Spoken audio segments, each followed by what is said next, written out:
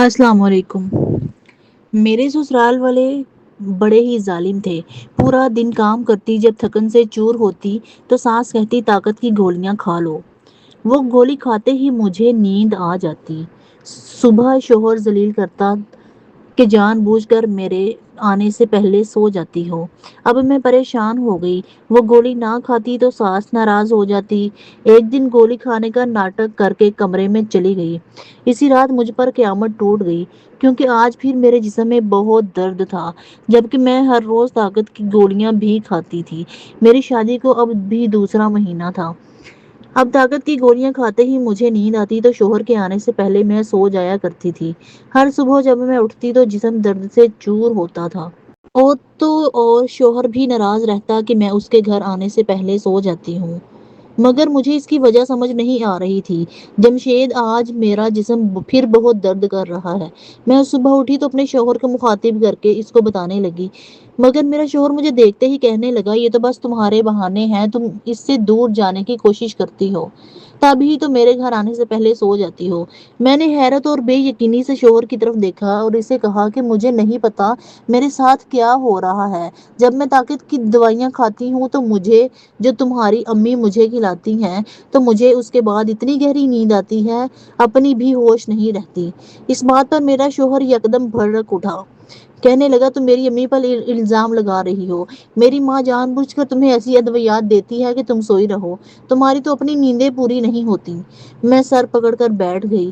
مجھے اپنا قصور کہیں دکھائی نہیں دے رہا تھا، کیونکہ اس میں خود بے بس تھی۔ مہینہ ہونے کو آیا تھا۔ میری ساس نے بس ایک ہی ضد لگا رکھی تھی کہ یہ گولیاں کھا لیا کرو، تم لوگوں کو اولاد بھی جلدی ہو جائے گی۔ میرا شوہر اپنے گھر کا اکلوتا بیٹا تھا۔ میری ساس کو بہت ارمان تھے اپنا پوتا پوتی دیکھنے کے، مگر وہ یہ بات سمجھنے کے لیے تیار نہیں تھی کہ ابھی ہماری شادی کو اتنا وقت ہی تو نہیں ہوا۔ ابھی شادی کو 1 مہینہ ہوا تھا، میری ساس نے مجھے باتیں کرنا شروع کر دی کہ ہمارے ساتھ جس کی شادی ہوئی تھی ان سب کے ہاں خوشخبری ہے سوائے تمہارے۔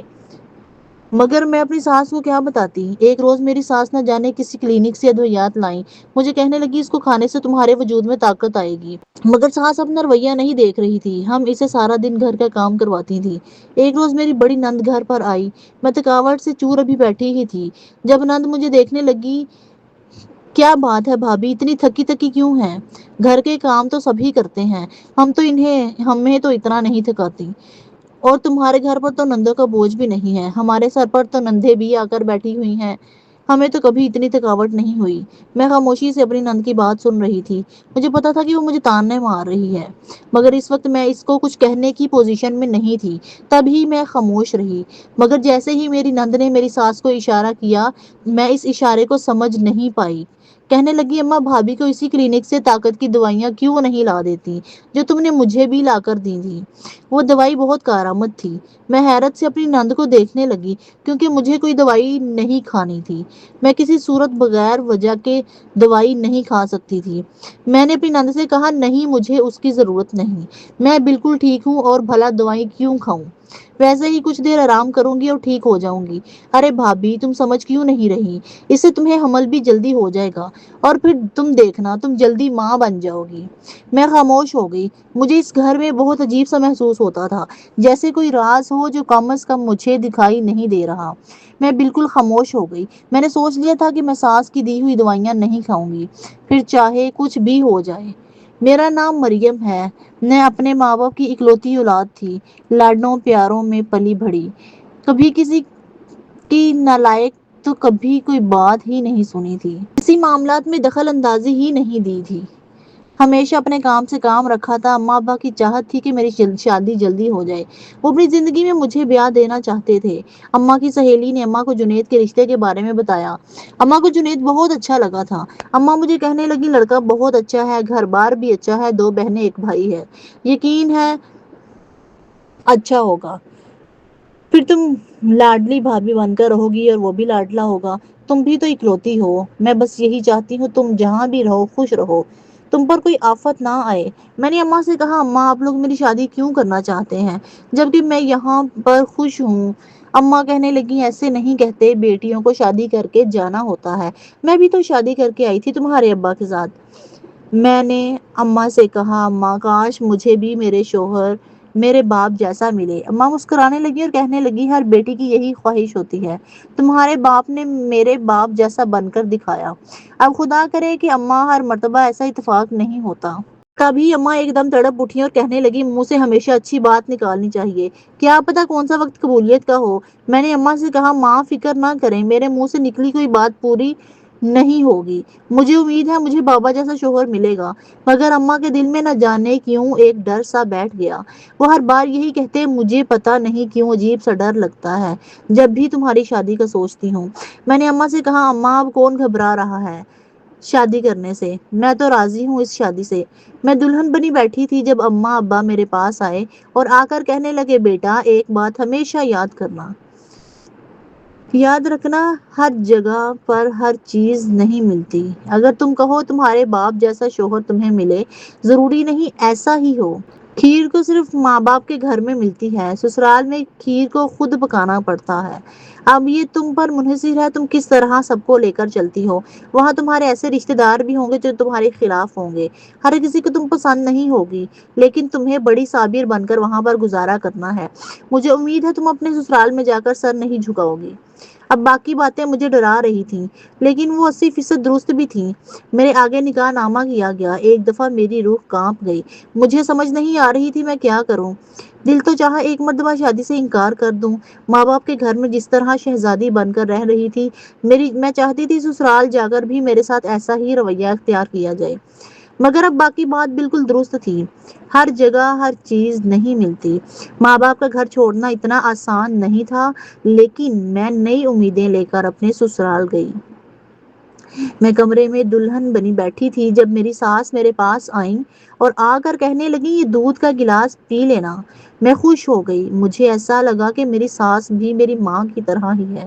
میں نے اپنی ساس سے کہا مجھے میں پی لوں گی۔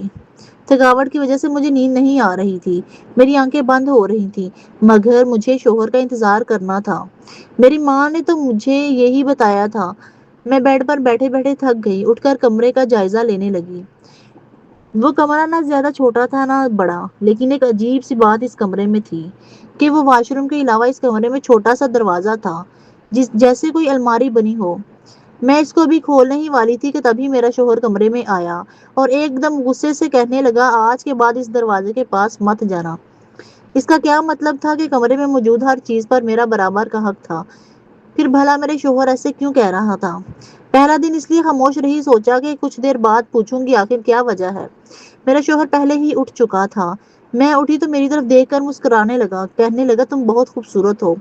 اپنی تعریف پر میں یکدم شرما گئی، مگر میں نہیں جانتی تھی کہ میری خوبصورتی میرے لیے کتنی بڑی مصیبت لانے والی ہے۔ میں اور میرا شوہر کمرے سے باہر نکلے، سامنے کچھ مرد حضرات بیٹھے تھے مگر عورت کا کوئی نام و نشان نہیں تھا۔ میں نے حیرت اور سوالیہ نظروں سے اپنے شوہر کی طرف دیکھا تو وہ کہنے لگے آؤ میں تمہیں ان سے ملواتا ہوں۔ میرے شوہر کے چہرے پر عجیب سی مسکراہٹ تھی۔ ایک مرتبہ اس کی مسکراہٹ کو دیکھ کر میں کانپ اٹھی۔ اس کی عجیب سی پر اسرار مسکراہٹ مجھے ایک راز لگ رہی تھی۔ میرا شوہر مجھے ان آدمیوں کے پاس لے گیا، ان میں کچھ بزرگ تھے کچھ جوان۔ تبھی وہ کہنے لگے یہ میرے رشتے دار ہیں۔ میں نے سب سے آگے بڑھ کر سلام کیا، سب نے ایک آواز میں مجھے سلام کا جواب دیا۔ میں ادھر دیکھ رہی تھی، شاید کہیں سے میری ساس مجھے دکھائی دے، مگر میری ساس کہیں پر بھی نہیں تھی۔ میں نے اپنے شوہر سے کہا امی کہاں ہیں؟ تبھی وہ کہنے لگا تم یہاں بیٹھو، امی کو بلا کر لاتا ہوں۔ میں حیران رہ گئی، یہاں پر بیٹھ کر کیا کروں گی؟ یہاں سب مرد حضرات تو مجھے اپنے ساتھ لے کر چلو۔ تبھی وہ مسکرا کر کہنے لگا فکر نہیں کرو یہ اپنے ہی ہیں، تم بیٹھو میں ابھی ماں کو بلا کر لاتا ہوں۔ وہ زبردستی مجھے ان مردوں کے سامنے بٹھا کر اپنی ماں کو بلانے چلا گیا۔ آدھا گھنٹہ گزر گیا مگر ابھی تک نہ میری ساس آئی نہ ہی میرا شوہر۔ اب تو وہاں پر بیٹھ کر ان مردوں کی عجیب نظروں کو دیکھ کر میں تھک گئی، تبھی اپنی جگہ سے اٹھی تھی اور کمرے میں چلی گئی۔ مجھے رونا آ رہا تھا اپنی بے بسی پر، نہ جانے میرا شوہر کہاں چلا گیا تھا۔ مجھے 5 منٹ کہہ کے گیا تھا، آدھا گھنٹہ ہو چکا تھا ابھی تک واپس نہیں آیا۔ تھوڑی دیر گزری کہ دروازہ کھٹکھٹانے کی آواز آئی، میری روح ایک دم کانپ گئی، نہ جانے کون تھا جو دروازہ کھٹکھٹا رہا تھا۔ تبھی باہر سے ایک لڑکی کی آواز آئی بھابھی میں اندر آ جاؤں؟ میں نے سکھ کا سانس لیا، یہ میری بڑی نند تھی۔ میں نے اسے کہا جی آ جائیں۔ وہ اندر آئی تو میں نے اس کو دیکھا، اس نے عجیب سا لباس پہن رکھا تھا، اتنا چمکیلا لباس، مگر مجھے اس سے کیا لینا دینا۔ تبھی میں نے سر جھٹکا اور اس کی طرف مسکرا کر کہا، اور آؤ بیٹھو۔ تبھی وہ کہنے لگی، بھائی غصہ ہو رہے ہیں۔ میں نے اس بات پر شرمندہ ہونے لگی، میں بے قصور ہو کر بھی قصوروار ٹھہرائی جا رہی تھی۔ میں نے اپنی نند سے کہا، میں کب سے وہاں پر بیٹھی تھی، تمہارا بھائی جانے کہاں غائب ہو گیا تھا۔ تبھی وہ کہنے لگی، بھائی مجھے لینے کے لیے گیا تھا، وہ کہہ رہا تھا شاید آپ اکیلی اداس ہو رہی ہیں، اس لیے میں کچھ دنوں کے لیے آپ کے پاس آ جاؤں تاکہ آپ کا دل بھی بہل جائے، کیونکہ ہمارے گھر میں ایسا کوئی رواج نہیں تھا، ہمارے گھر میں شادی کا فنکشن ہوتے ہی مہمان چلے جایا کرتے تھے۔ میں نے کندھے اچکا دیے کہ شاید ان کا کوئی رواج ہو۔ میں نے اپنی نند سے کہا کہ مہمان ابھی تک کیوں نہیں گئے؟ تبھی وہ کہنے لگی، یہ مکلاوا کر کے جائیں گے۔ میں نے کہا ہاں، میں نے سر ہلا دیا۔ تبھی میرا شوہر میرے پاس آ کر کہنے لگا، آج جو تم نے حرکت کی تمہیں پتا ہے اس کی وجہ سے میرا کتنا نقصان ہو سکتا تھا، آج کے بعد ایسی کوئی حرکت مت کرنا۔ میں نے حیرت سے اور بے یقینی سے اپنے شوہر کو دیکھا۔ میں نے اسے کہا، کیا مطلب اس بات کا، تمہارا نقصان؟ میں نے کہا، وہ کیسے؟ تبھی وہ یکدم گہرا سانس لے کر بولا اور کہنے لگا، مجھے معاف کر دو، میں بس جذباتی ہو گیا تھا، تمہیں مہمانوں کے پاس بیٹھنا چاہیے تھا، کچھ غصے میں کہا۔ آج کے بعد میری ماں کچھ نہیں کہے گی۔ میں خاموش ہو گئی۔ اپنے شوہر سے کہا، تم ساس سے کوئی بات نہیں کرو گے؟ میرا شوہر مجھے غصے میں دیکھ کر باہر چلا گیا۔ اب مجھے مجبوراً اپنی ساس کی دی گئی دوائیں کھانی پڑ رہی تھیں۔ میں بھی جب وہ دوائی کھاتے ہی مجھے نیند کا ایسا دورہ پڑتا کہ صبح ہی آنکھ کھلتی۔ شوہر کی طرف دیکھتی تو وہ بھی خفا خفا سا لگتا۔ جب شوہر سے پوچھتی کیا ہوا، موڈ کی آف ہے، تب وہ کہتا، تم جان بوجھ کر میرے آنے سے پہلے سو جاتی ہو، تم چاہتی ہی نہیں ہو کہ اس گھر کو اولاد ملے۔ ارے میری ماں کی ایک ہی خواہش تھی اور وہ تم بھی پوری نہیں کر سکتی۔ اگر تم اپنی اماں کی پسند نہ ہوتی، تم میری اماں کی پسند نہ ہوتی تو آج اپنے گھر پر ہوتی، کیونکہ میں اپنی ماں کی خواہش کو پورا کرنے کے لیے کچھ بھی کر سکتا ہوں۔ اپنے شوہر کا ایسا رویہ مجھے پریشان کر دیتا۔ اب تو یہ روز کا معاملہ بنتا جا رہا تھا۔ میں نے اپنے شوہر سے کہا، یہ سب جان بوجھ کر نہیں کرتی۔ میرے شوہر کہنے لگا، تمہیں احساس بھی ہے میری ماں تمہارا کتنا خیال رکھتی ہے، اور ایک تم ہو، میں نے اپنی اماں سے کہہ دینا ہے آج کے بعد تمہیں کوئی دوائی نہیں کھلائیں گی۔ میں سر پکڑ کر بیٹھ گئی کہ میں اپنے شوہر کو کہتی ہوں کچھ اور وہ یہ کرتا کچھ ہے۔ میرے شوہر مجھے کہنے لگا، آج کے بعد اماں اگر کچھ بھی دیں تو ان کے منہ پر مار دینا اور کہنا مجھے نہیں چاہیے۔ شوہر کی ایسی باتیں مجھے اب ذہنی مریضہ بنا رہی تھی، اور اسی پر میرا وجود ایسے چور تھا جیسے نہ جانے کتنی مشقت کی ہو۔ مگر میں نے اپنے شوہر کو یہ بھی نہیں بتا سکتی تھی، یقیناً وہ اس کا بھی غلط مطلب لیتا۔ میرے سسرال والے بڑے ہی ظالم تھے۔ پورا دن کام کرتی، جب تھکن سے چور ہو جاتی تو ساس کہتی طاقت کی گولیاں کھاؤ۔ وہ گولی کھاتے ہی مجھے نیند آ جاتی۔ سب وہ شوہر ذلیل کرتا، جان بوجھ کر میرے آنے سے پہلے سو جاتی ہو۔ اب میں پریشان ہو گئی، نہ گولی کھاتی تو ساس ناراض ہو جاتی۔ ایک دن گولی کھانے کا ناٹک کر کے میں کمرے میں چلی گئی۔ اس رات مجھ پر کیا منظر ٹوٹ پڑا، کیونکہ ساس اور شوہر دونوں مل کر مجھے استعمال کر رہے تھے۔ میرے کمرے میں میرے شوہر کے علاوہ ایک اور مرد آیا، کچھ پیسے میرے شوہر کے ہاتھ میں پکڑائے، بس ہلکی سی آنکھیں کھول کر دیکھ رہی تھی۔ میرے شوہر نے وہ پیسے پکڑے اور عجیب سی چہرے پر مسکراہٹ سجائے کمرے سے باہر چلا گیا۔ میری ساس بھی میرے شوہر کے ساتھ چلی گئی، اور وہ لڑکا میرے پاس آنے لگا۔ میرے تو پیروں تلے زمین نکل گئی، سمجھ نہیں آ رہا تھا اپنی جگہ سے اٹھ جاؤں یا انتظار کروں، آخر وہ کرے گا کیا؟ مگر جیسے ہی اس نے میرے اوپر سے کمبل اتارا میں بے بس ہو گئی۔ مجھے خوف محسوس ہونے لگا، اور جیسے جیسے میرے پاس آ رہا تھا ویسے ویسے میرا دل دہلتا جا رہا تھا۔ تبھی میں ایک دم اٹھی اور اس کا گریبان پکڑ لیا۔ تم کون ہو اور یہاں کیا کر رہے ہو؟ شوہر کی آواز سن کر میرے شوہر اور ساس بھی کمرے میں آ گئے۔ میرا شوہر کہنے لگا، تم نے دوائی نہیں کھائی تھی جو امی نے تمہیں دی تھی۔ میں سب ماجرا سمجھ چکی تھی۔ میں نے اس لڑکے سے کہا، تم کون ہو، مجھے صاف بتاؤ۔ تبھی وہ کہنے لگا، میں نے آج رات کے لیے تمہیں پیسے دیے ہیں، اس آدمی کو اور اس عورت کو، تبھی تو میں آج تمہارے پاس ہوں۔ میں پچھلے کئی دنوں سے تمہارے پاس آ رہا ہوں اور تمہیں خبر بھی نہیں ہوتی۔ میں سارا معاملہ سمجھ گئی تھی۔ میرے شوہر اور میری ساس کے رنگ ایک دم اڑ گئے۔ تبھی میں نے اپنے ساس کی طرف دیکھا اور کہا کہ تم نے جو میرے ساتھ کیا ہے اس کی سزا تمہیں مل کر رہے گی۔ تبھی میری ساس کہنے لگی، ارے تم کون سا اتنی افسر لگی ہو، ابھی میں اپنے بیٹے سے کہتی ہوں تمہیں طلاق دے اور تم اپنے گھر چلی جاؤ۔ مگر میرے چہرے پر اس کی اب کی مرتبہ مسکراہٹ تھی۔ وہ میری مسکراہٹ کو دیکھ کر ایک دم پریشان ہو گئے۔ میں نے اس کا راز ہی پلٹ دیا تھا۔ جب میں نے اپنی ساس سے کہا کہ تم جانتی ہو میں کون ہوں، وہ کہنے لگی، کون ہو؟ میں نے اسے کہا، میں سیکرٹ ایجنٹ ہوں۔ بہت عرصے سے اس گھر کے بارے میں عجیب عجیب واقعات سامنے آ رہے تھے، مگر اس لیے مجھے تمہارے بیٹے سے نکاح کرنا تھا۔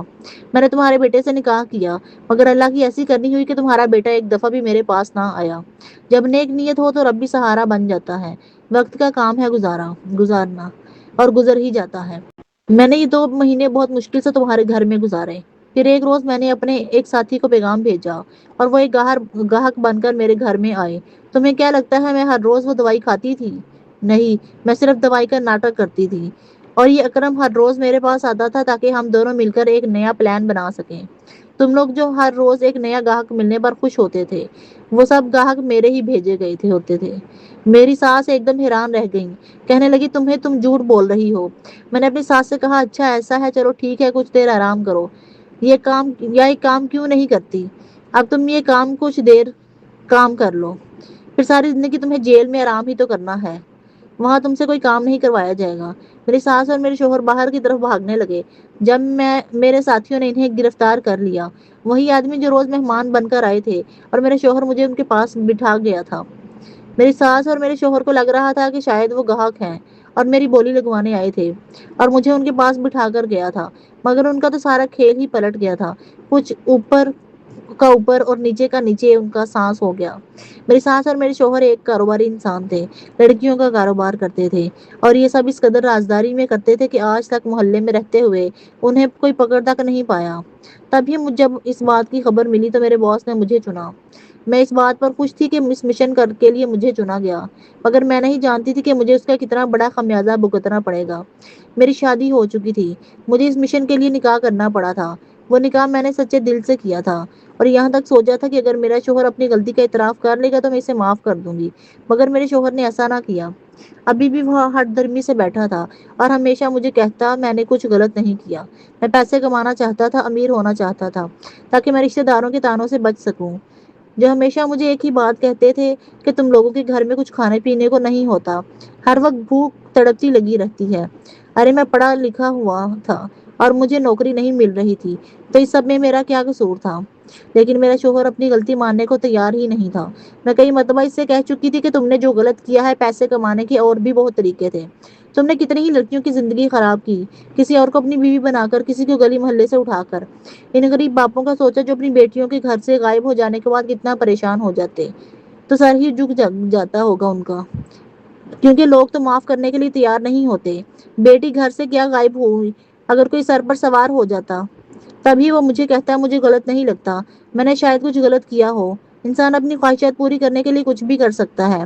میں نے بھی ایسے ہی کیا، مجھے صحیح لگا، میں خاموش ہو گئی، کیونکہ میرے شوہر اپنی غلطی کا اعتراف کرنے کے لیے تیار نہیں تھا۔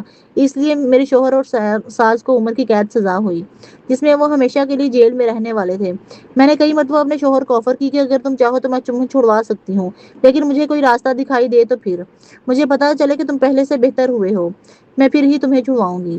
مگر میرا شوہر کہتا ہے کہ نہیں، میں ساری زندگی یہاں پر گزارا کر دوں گا لیکن اپنی غلطی نہیں مانوں گا۔ اسے کس بات کا خوف تھا میں نہیں جانتی تھی۔ میں نے کئی مرتبہ اسے پوچھنے کی کوشش کی کہ اگر تمہیں کسی اور چیز کا ڈر ہے، شاید تم سچ بتاؤ تو تمہیں کوئی اور سزا مل جائے، تبھی مجھے بتا دو، کیونکہ ایسا کرنے سے کچھ نہیں ہونے والا۔ اگر تم سچ بول دو اور اپنی غلطی مان لو، سچے دل سے اللہ سے معافی مانگ لو، تو تمہیں رہا بھی کیا جا سکتا ہے۔ مگر میرے شوہر نے ایک نہ سنی۔ میرے ابا نے کئی مرتبہ کہا کہ تم شوہر سے طلاق لے لو، مگر میں نے اپنے ابا سے کہا کہ ابا شادی ایک ہی مرتبہ ہوتی ہے اور وہ میں کر چکی ہوں، میں نے سچے دل سے کی تھی، میں نہیں جانتی تھی میرا شوہر اپنی غلطی کبھی نہیں مانے گا۔ بے شک یہ نکاح ایک مشن تھا، مگر میں اللہ اور رسول کو اس کا گواہ بنا کر نکاح کو قبول کیا تھا۔ اب میں پریشان مت ہوں، میں بالکل ٹھیک ہوں، بس دوبارہ شادی نہیں کرنا چاہتی۔ میں اپنے شوہر کا گاہے بگاہے احوال پوچھتی رہی، اب تو وہ کافی کمزور بھی ہو گیا تھا۔ میں اپنے شوہر کے پاس جا کر بیٹھ جاتی ہوں، وہ مجھ سے کئی مرتبہ اپنے دل کی باتیں کرتا، میرا مذاق اڑاتے کہ آخر تم کیا کرتی ہو، اس کے پاس اتنی دیر بیٹھتی ہو۔ کوئی نہیں جانتا، اللہ نے میرے دل میں اس لیے نرمی پیدا کر دی ہے۔ محبت کا میں یقین سے نہیں کہہ سکتی تھی، مگر دل میں اس کے لیے ایک الگ مقام تھا۔ وہ میرا شوہر ہے، اس کے اعمال کا جواب دینا تھا اس نے، میں نے اپنے اعمال کا، اور مجھے یقین تھا روزے قیامت میں سر جھکا کر نہیں کھڑی ہوں گی۔ اچھی عورت جب اپنی بیٹی کی شادی کرتی ہے تو وہ اسے سکھاتی ہے کہ تم اپنے شوہر کے گھر، باپ کے گھر کا موازنہ نہ کرنا، بلکہ جھکنا سیکھنا، نرمی رکھنا اور ہر بات اپنی جائز طریقے سے منوانا۔ لیکن کہیں ایسا بھی سکھایا جاتا ہے آج اگر جھک گئی تو زندگی بھر جھکنا پڑے گا، اینٹ کا جواب پتھر سے دینا پڑے گا، سب کی بولتی بند کر دینا۔ یہ جو دوسرا طریقہ ہے، زیادہ لمبی اور خوبصورت ازواجی زندگی کبھی نہیں پاتے۔ ایسے لوگ اپنی جوانی اور زندگی کے خوبصورت لمحات لڑائی جھگڑے میں ہی کھو دیتے ہیں۔ رشتوں میں باندھ لینا یا باندھ جانا کافی نہیں ہوتا، اس رشتے کو اس کے تقدس کے حساب سے نبھاتے جائیں تو ہی کمال ہے۔ خواہش صرف اتنی ہے کہ کچھ الفاظ لکھوں جس سے کوئی گمراہی کے راستے پر جاتے جاتے رک جائے، اور نہ بھی رکے تو سوچ میں پڑ جائے۔ میں امید کرتی ہوں کہ آپ کو یہ کہانی پسند آئی ہوگی، اور ویڈیو کو لائک کریں، کمنٹ کرنا نہ بھولیں، اور اس چینل پر نئے ہیں تو اس کو سبسکرائب کریں اور نوٹیفیکیشن کو آن کر دیں تاکہ آنے والی ویڈیو سب سے پہلے آپ کو مل جائے۔ ملتے ہیں ایک نئی کہانی کے ساتھ۔ اللہ حافظ۔